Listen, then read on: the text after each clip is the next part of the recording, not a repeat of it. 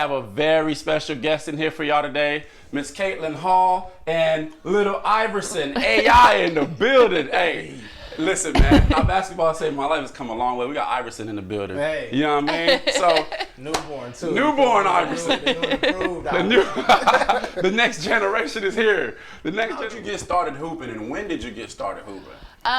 So my mom, I come from a real small town. I'm from Idaho. And my mom was actually a high school basketball coach. Oh. And so I was a little kindergarten kid out there running around with my mom's girls. You know, I was in the gym all the time with her. That's fire. And then by the time I was in 4th grade, I had been playing so much longer. So the girls that were just starting, I think I was in 4th grade and we had a rec game and I scored 52 points and everybody's like, "You're a ball hog." And I was like, no. Ball hog. I was like, really, this is what I did. Really what I did was I would go, I was so much taller than them, right? So they'd bring the ball down and I would guard whoever had the ball and I'd throw my hands up and I'd steal the ball and run down score late. And I just did that. I just did that for 4 quarters. I also rodeo and ran track. Hold up. Yeah, that always throws people for a loop. Rodeo. Yeah. So when did you start rodeo? I was probably 3 riding a horse in a rodeo. Yeah, no, I never did mutton busting or none of that. I was not that kid. I don't know why. I think I've been listening to too much Kids Bop because Old Town Road just popped in my head. So it sounds like rodeo might have been a favorite at some point. I did. I really struggled. I had a couple of offers to go rodeo in college, and it was rodeo in college. Oh yeah. We about to turn this show into how rodeo saved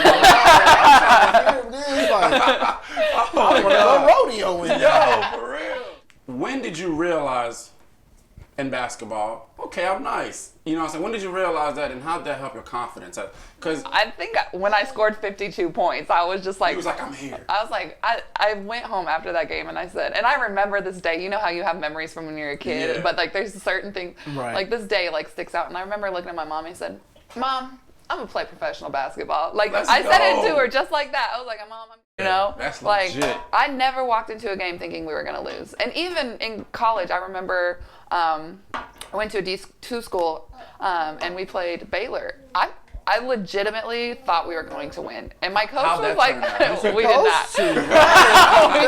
We lost by I think we lost by 40." But we're playing Brittany Griner, but walking in there, I was like, "We're gonna win." When did you realize, okay, I think I'm gonna make a run at overseas? And did you ever consider WNBA? Yes to both questions. I actually started my overseas process before my senior season was over. Coach T knew that was always my end goal. I came into her program from day one as a freshman. She knew I wanted to go play professional basketball. There was because you said that at 9 years old. I was 9 years old.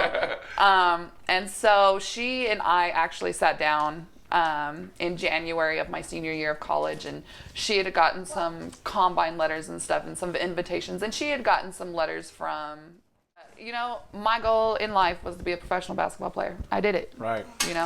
And so people can't say that. Yeah. And I even got to spend a summer with the Tulsa Shock. Now when people are like, "Oh, you spent a summer with them?" I'm like, yeah. I wasn't going and traveling to games and stuff. But I was working out with them, and I was going to practices. I was traveling back and forth. When did you get that call to go work out with Actually, the Tulsa they Shock?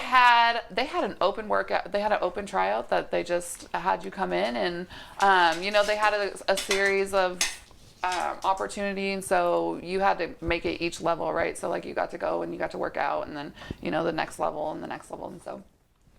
Just whatever you envisioned, you manifested it, right? Yeah. So then, when did you step away from the game professionally, and why? So actually, what message would you have for any young athletes that that are on the fence of should I play sports or should I not? Any sport, don't even matter. Yeah. Rodeo. I would say, do it if you like it. Don't do it because everybody else does it.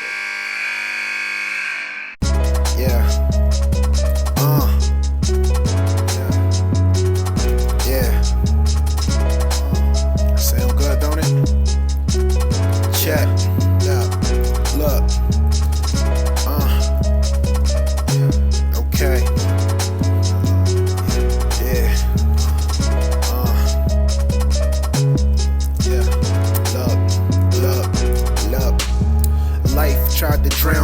This hoop is like my life jacket. This ice in my veins is something Titanic. Lockdown defense kept me out the center for detention. Divine intervention passes over to my center. Alleyways are the alley-oops. Some got no looks and passed away when somebody shoot. Back in court duo, but nobody hoops. The wrists follow through in the cuffs. Got a loop, pick a book up, picked up and get booked. It's just you and I, out running suicides. Me, I was out running suicide. Boy, I'm going in, dropping gems that I picked up in these gyms. I can't slack, I've been down and back. I'm just trying to share a few tales from this thing called life. Count my assists, man, I swear that basketball really saved my life. Yeah, yeah. I swear it saved my life. Let's go.